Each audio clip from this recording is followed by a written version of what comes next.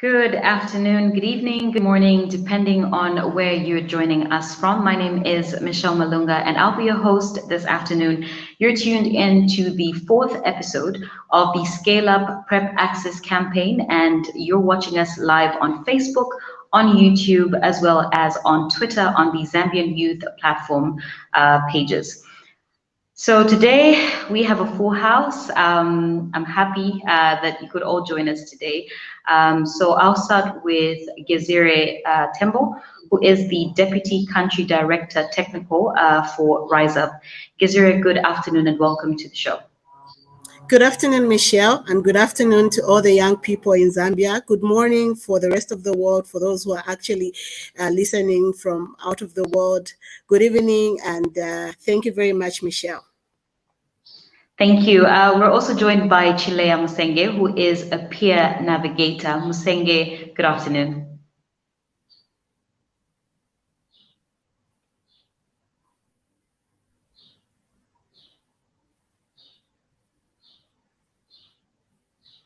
All right, we're also joined by Eugene Chomba, who is a peer navigator as well. Eugene, welcome to the show. Good afternoon. Thank you. Good afternoon, Michelle, and good afternoon, everyone. Thank you so much. Last but not the least, we're joined by Natasha Mwaba, who is also a peer navigator. Natasha, good afternoon. Good afternoon, Michelle. Good afternoon, everyone. Thank you so much. All right, so let's get right into it. Today's topic is Rise Up and PrEP. So the role of Rise Up in adolescent health and the promotion of PrEP. So we'll start with Gezire. Could you tell us a bit more about what the Rise Up program is about? Okay, thank you very much, Michelle, once again. And thank you very much to the young people. So Rise Up is a project under Charles Aradru University. Charles Aradru University is a university that is under the consortium of the historically Black colleges and universities in the US. So what Rise Up is currently doing here in Zambia is that it's working with an adolescent project called Rise Up for the adolescents aged between 15 to 24. So here in Zambia, we're in Lusaka as well as the Copper Belt. So for Lusaka, we're in Chawama, Chilenje, Kanyama, and Matero. And we provide health services to the adolescents in these particular sites. So what it is that we have what we call the clinical arm as well as the community arm.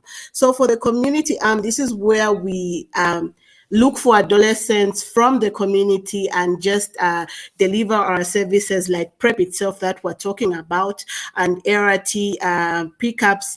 We also have creative sessions under the Rise Up project.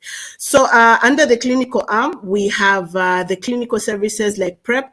We have viral load suppression, but most importantly today, we're going to concentrate mostly on the PrEP services. And what's unique about the Rise Up project is that we do have a safe space, especially in Lusaka, where adolescents can come to a house setup, unlike going to the health facility to access these health services. So in particular, that's what Rise Up is about.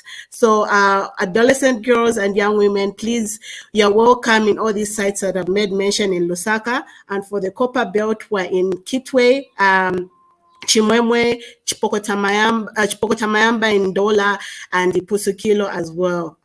So please find time to get through to our sites. Thank you very much, Michelle. Thank you so much for that, Gizire. So just, out of curiosity, I know you mentioned a lot about adolescents. What is the Rise Up target group? Is it just the adolescent group, or is there any other specific groups that you're looking at as well? So currently we're working with adolescent girls and young women aged between 15 to 24. So what it is that we actually ensure that we engage the parents and their caregivers from the community, as well as the community members themselves, through our neighborhood health committees, through our stakeholders in the community, as well as the health facility itself. So in as much as we have a target of adolescent girls and young women, we take a step further to engage with the community, the schools, and the stakeholders, just to ensure that we provide a holistic health service delivery to the adolescents with the support of the rest of the community members. All right, perfect. Thank you so much. Chilea, moving on to you. I know we've been discussing PrEP for the last 3 episodes, and this is the 4th episode. And I do not take it for granted that some people still do not know what PrEP is. So could you please explain to us what is pre-exposure prophylaxis?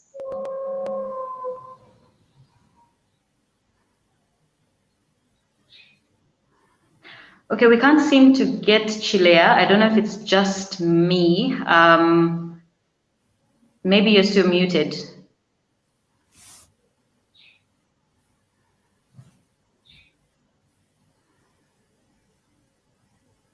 Okay, is there anyone else that can help us explain what PrEP is?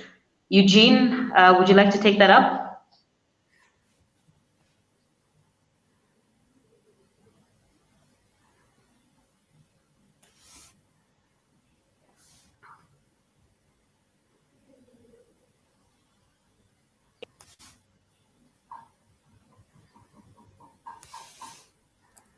Natasha or Gizire, any of you can take it up. I think we seem to be experiencing some challenges from our colleagues.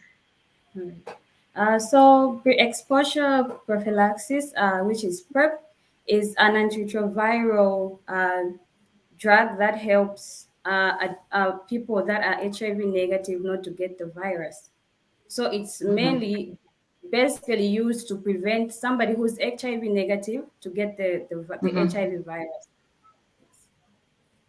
All right, thank you so much. Now, earlier, when we did post about today's topic on our social media platforms, we did actually get some comments that came in, and Emilia Kapeluka was asking, how does PrEP work to reduce HIV infections? Gizire, would you like to take that one? Okay, thank you very much, Michelle, and thank you very much from the comments that came through. My colleague has mentioned, Natasha, so this is a pre-exposure. From the word itself, pre-exposure. So it's supposed to be taken for a period of time for you as you are sexually active. That is, if you believe as an individual or as an adolescent that you are at risk. So for you to be prevented from HIV, and let's note, we're only talking about HIV, we're not mentioning the other sexually transmitted diseases like the syphilis, like the gonorrhea, we're specifically just mentioning HIV. So it needs to be taken during the time that an individual, an adolescent, is feeling that they're at risk.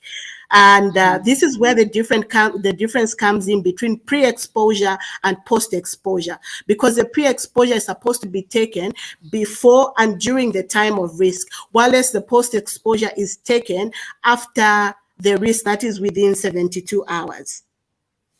All right, perfect. So who is the target group for PrEP enrollment? Chilea, I don't know if you're able to unmute now.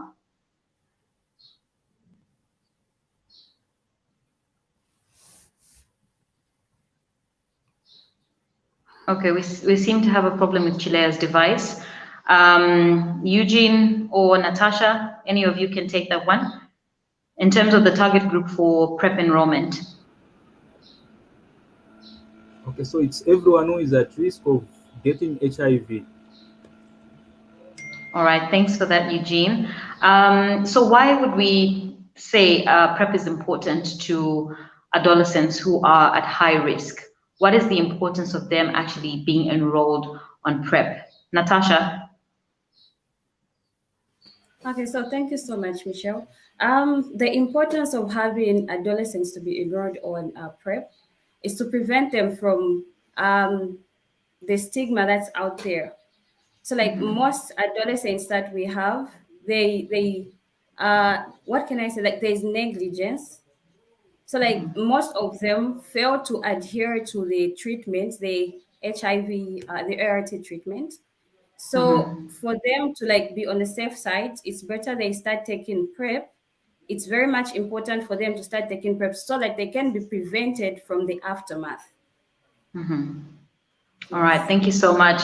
I can see from the comments that Mazabuka is well represented, as well as Mulovezi. So if you're joining us on Facebook, on YouTube, on Twitter, please feel free to drop your comments, your questions, your hellos, and anything else that you'd like for us to actually read out. I see a comment from Enoch. Does PrEP have any known side effects? Gezire, would you take that one? Okay. Thank you very much, Enoch, for that comment. Actually, that's one of the first comments I was looking at. Yeah. Okay, it's very interesting comment right there. So like any other medication that has side effects depending on the biology of an individual, I wouldn't say it has got side effects that are common to everyone because people are different in the way they are made up. So it does have side effects that are not so worrisome, if I can use that term, but it could be maybe a slight headache as a person starts, but as they adhere to the medication, I think they get to it gets accustomed to their body that they're actually taking that. But if they feel that there's resistance to that drug as they're taking it, it's always important to get back to the physician at the health facility to just tell them if you have seen a very huge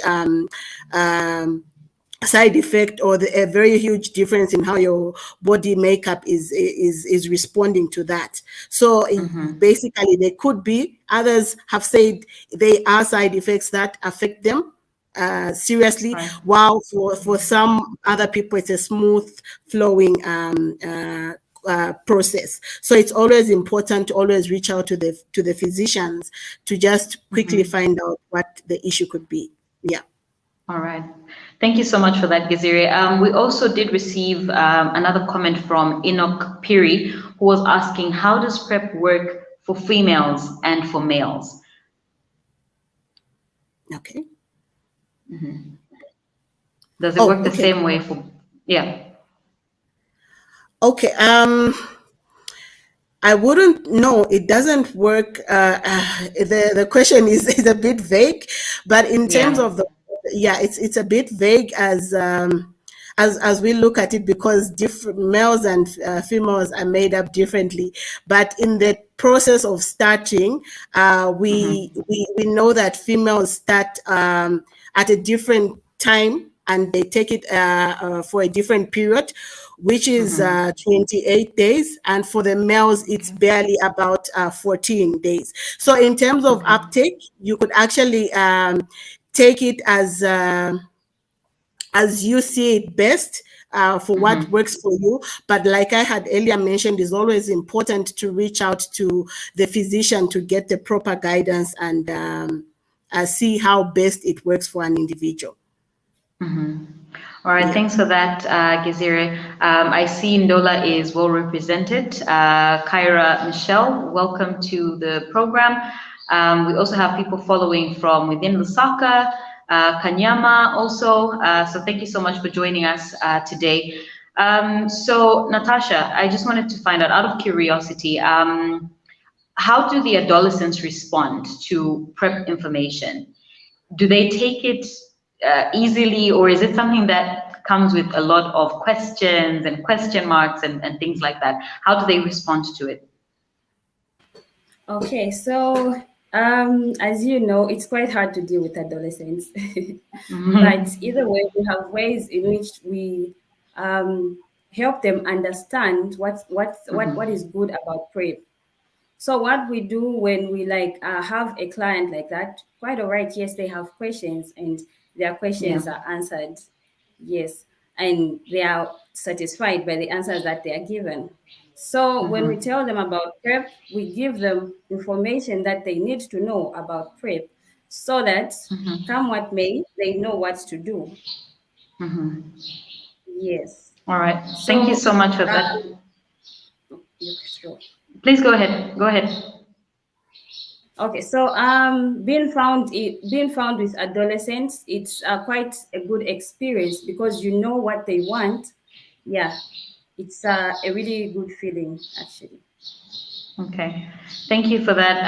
So I was just about to say that I've seen that Chilea has managed to rejoin, and I hope her device is working better now. My next question is with regards to parents.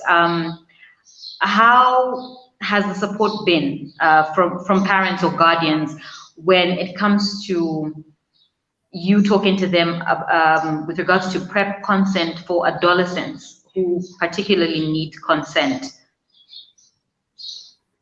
Okay. I'll just chip in on that one before I actually give Okay. it to, yeah.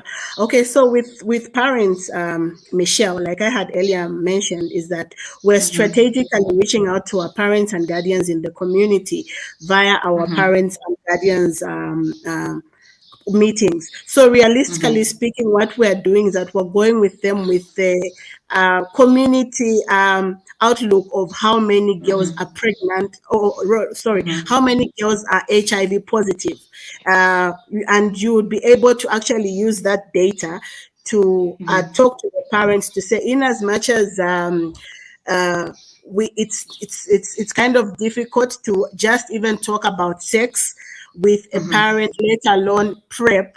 Their parents are actually beginning to understand that we're actually in a different generation where adolescents are sexually active, and hence we actually do talk to them, and they do understand the importance of the PrEP services. We've actually even had parents that have come through and have escorted their adolescents to come and access the PrEP services. So with a lot of adverts that are running on television, the posters that we see on at the health facility, it's actually information that is widely spread, and the parents are actually even able to see the importance of accessing PrEP. So we still have some challenges here and there, but we do know that we've spread the word about PrEP, and the adolescents are actually getting the support from the parents. All right, thank you for that. I'm happy that Jonas Kamanga's question actually ties into the question that I had, my next question. So Jonas is asking, can somebody continue using PrEP beyond 6 months? So my question was, how long can someone actually use PrEP? Okay. I'll ask Eugene to come in on this one, but Okay. Eugene? Okay. So as long as that person is at risk, that person could take PrEP up to 6 months. Okay. And so is there like a specific period in terms of like beyond 6 months, can someone take PrEP after 6 months or even up to a year? Is there like a specific time frame that you need to stop? Yes, but we'll keep on testing that person for HIV. If it's still negative, that person will continue being. Okay, all right, thanks a lot for that, Eugene. We have another question from Enoch Ntoka, who's asking, would you recommend PrEP in cases of discordant couples? highly, Michelle. And actually, thank you very much, Enoch, for that question. It's a very important question because it brings us down to what we are currently facing. So the reality is that we do have discordant couples. And what do we mean when we say discordant couples? What we mean by discordant couples is that one person is HIV positive and the other one is HIV negative. So for the HIV negative spouse or rather partner, would actually recommend that they start the PrEP uptake, because then that protects them from contracting the virus. So we do highly recommend a PrEP for discordant couples. Okay, thank you so much. Moses, thank you so much for joining us. You're joining in from Chimwemwe. Wakopala, well represented. Yeah, so for those that are just joining in today's show, today's the 4th episode, we're looking at Rise Up and PrEP, the role of the Rise Up project in adolescent health and the promotion of PrEP. Now, this particular show, the Scale Up PrEP Access campaign show, is brought to you with the compliments of the Zambian Youth Platform with support from PEPFAR as well as CHAZ. So we have a question from Kennedy Mumba. What eligibility criteria do you use to enroll adolescent girls and young women to PrEP? So is there a particular criteria that is used when enrolling adolescent girls to PrEP? Yes, there is, but I'll let Natasha explain the process on how we do that. All right. All right, thank you so much. So yes, we do have a criteria. We have a screening tool. If that adolescent is eligible for PrEP, yes. Okay. And just Thank to you so add on, much. can I add on, Michelle? So, yes, please go ahead. As we do our screening for PrEP, like we had earlier mentioned, we actually look at the adolescents who are at risk. And when we mean at risk, there are multiple things that come into play when we talk about risk. We talk about having an HIV positive partner. We talk about having multiple sexual partners, and we talk about not even knowing the HIV status of your sexual partner. So these are the 3 things that we actually mainly look at even as we're screening our adolescents. And these are the questions that we openly ask them as we screen them for PrEP. All right. Thank you so much for that elaborate answer. We have another comment from Christian Ciazuela, who's asking, can I use my partner's HIV medicine to prevent myself from getting the virus? Okay. I don't know who would like to take that one. Gezira? Okay. I'll ask you, Jean, to take this one. Okay. I'll come in. Yeah. No problem. No, the enrichment for PrEP and someone who is positive is very different. So HIV medications cannot be used to prevent HIV. All right. Thank you for that, Eugene. Gezira, did you want to add? Oh, yes, I just wanted to just amplify what Eugene has said. So like we've said, if we're talking about HIV, we're talking about HIV treatment. And it's different from PrEP because we're talking of pre-exposure. So HIV treatment has got different regimens. So there's no way you can actually take the HIV medication to use it as PrEP because you don't know the viral load of your partner.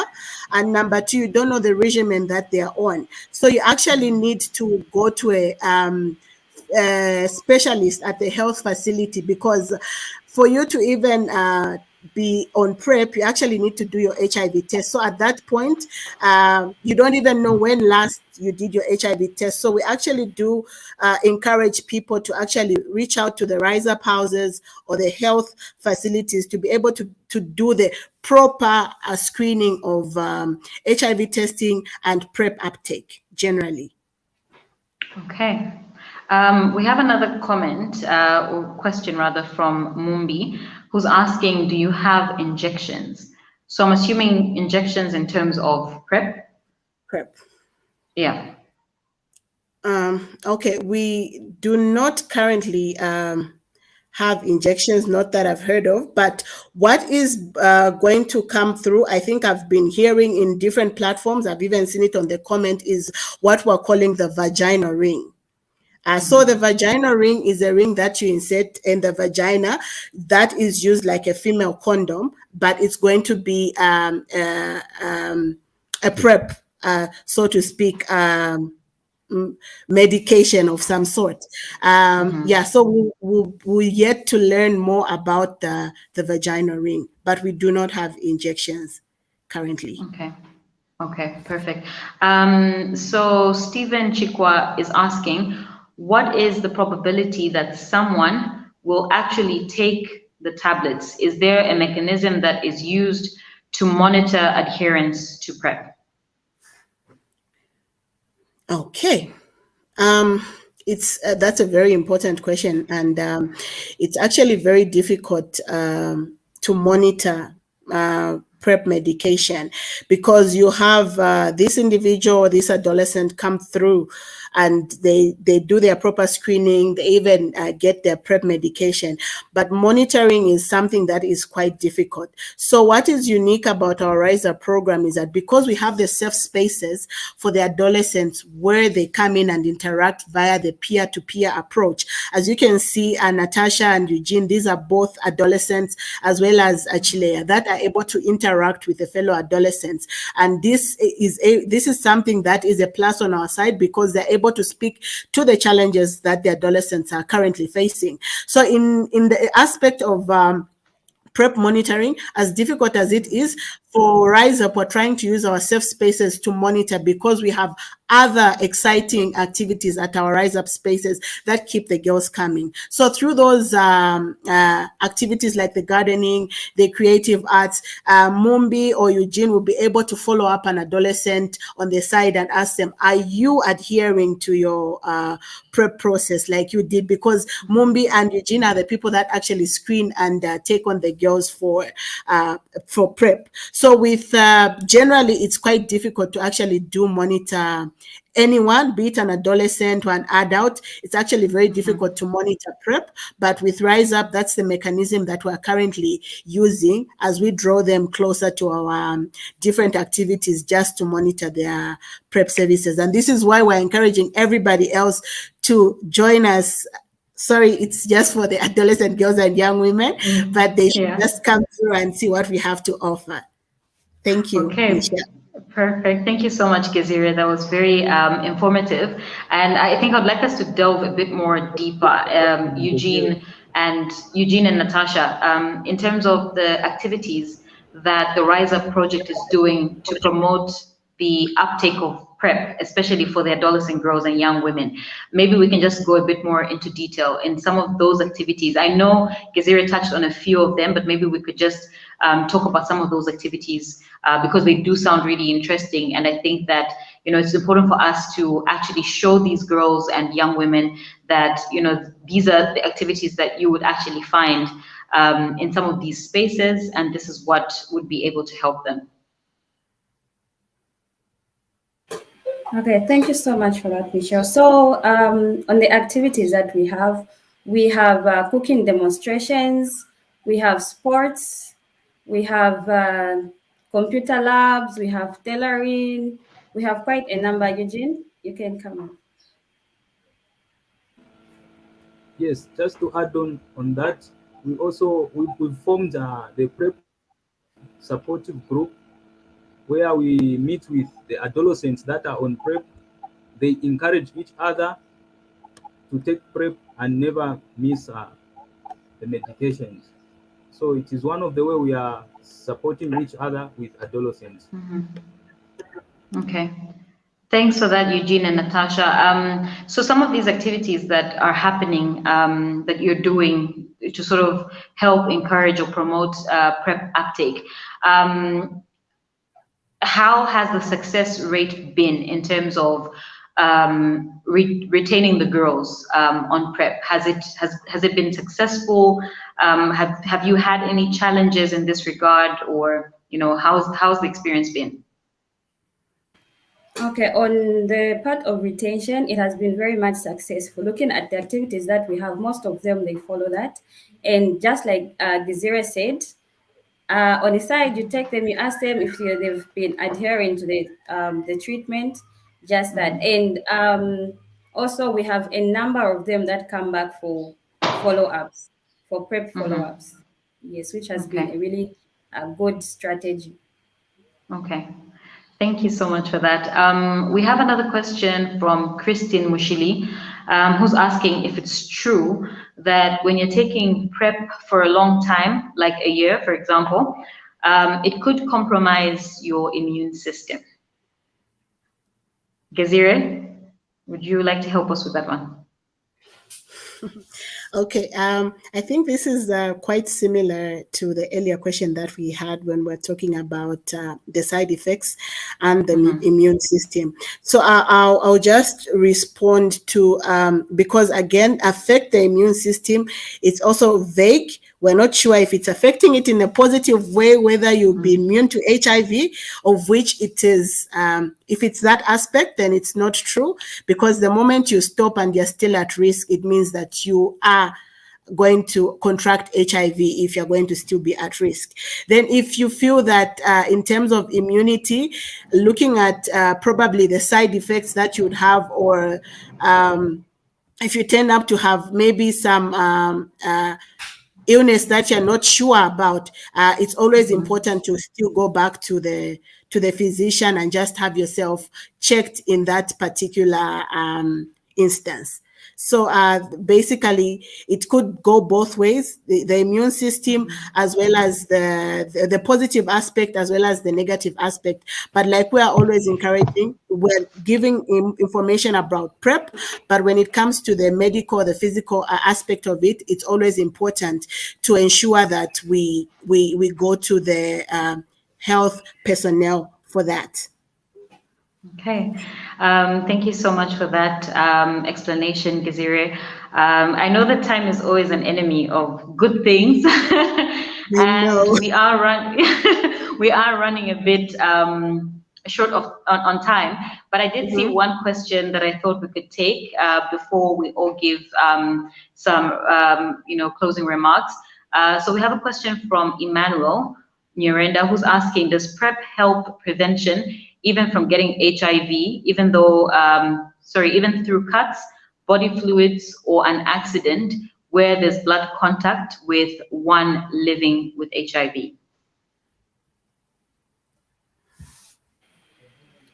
Okay, so on that one, to answer that question, yeah, it does. As long as you are adhering and as long as the duration in which you should take. So it's like it's the way Gezira put it. In males, it's in it starts working in 14 days. And then in females, it's 21 days. So if you've been taking PrEP if you're male, if you've been taking PrEP for that period, you'll be able to you'll be prevented from getting infected either way. If you are female and you've been taking PrEP for 21 days, even after being exposed to anything, you'll be prevented. Okay, thank you so much for that, Natasha. So I think we can, start to wrap up. I know that we're still getting a lot of questions, and we're hoping that we can get some of these questions answered even in the next episode. So I'll start with you, Eugene. Any last words? Any words of encouragement for any young people out there who have been thinking about taking PrEP and they're just not sure about it?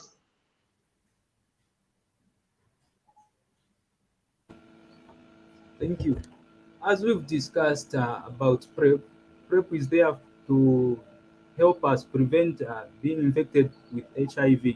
So I would encourage all the youths that are sexually active to take PrEP and prevent themselves. Prevention is better than cure. Thank you so much, Eugene. Natasha, your last words. Okay, thank you so much. So for adolescents out there, young women out there, we are here as Rise Up. We are found at Chipokota Mayamba, friendly youth space. That's why you're going to find us. You're going to, and please be aware that your confidentiality is 100% safe with us. So you can come through and you can get the services and you can come and learn a lot of things, and it's going to help you out in life skills. Thank you. Thank you so much. Gezire, your last words. Okay, thank you very much, Michelle. I know PrEP is a very dicey topic, but Yes. it's something that we have to actually address, because this is something that is very important, because adolescents are actually at risk. And like Eugene has said, prevention is better than cure. So we'd just like to get support from the various stakeholders, our parents and the community, in talking about the issues that are affecting the adolescents, especially the risk at which the numbers of HIV are getting higher and higher every day. We know you have a Bemba saying, I know I'm not Bemba, we're saying imitikula empanga. So we really need to ensure that we protect these trees so that they can blossom. And this is the more reason that we do have Rise Up. Come and rise up with us with different health services via the community and via the clinic. You can find us in Lusaka, you can find us on the Copper Belt. So thank you very much, Michelle, and thank you very much to the ZYP team for giving us this opportunity to actually interact with young people. Thank you. Thank you so much, Gezire. So this has been the 4th episode of the Scale Up PrEP Access campaign, and you have been catching us live on Facebook, YouTube, and Twitter on the Zambian Youth platform pages. And this particular show is brought to you with the compliments of the Zambian Youth platform, with support from PEPFAR and Chaz. My name is Michelle Malunga, and I was joined this afternoon by the wonderful team from Rise Up, Natasha Mwaba, Eugene Chomba, and Chilea Msenge, who dropped off the call.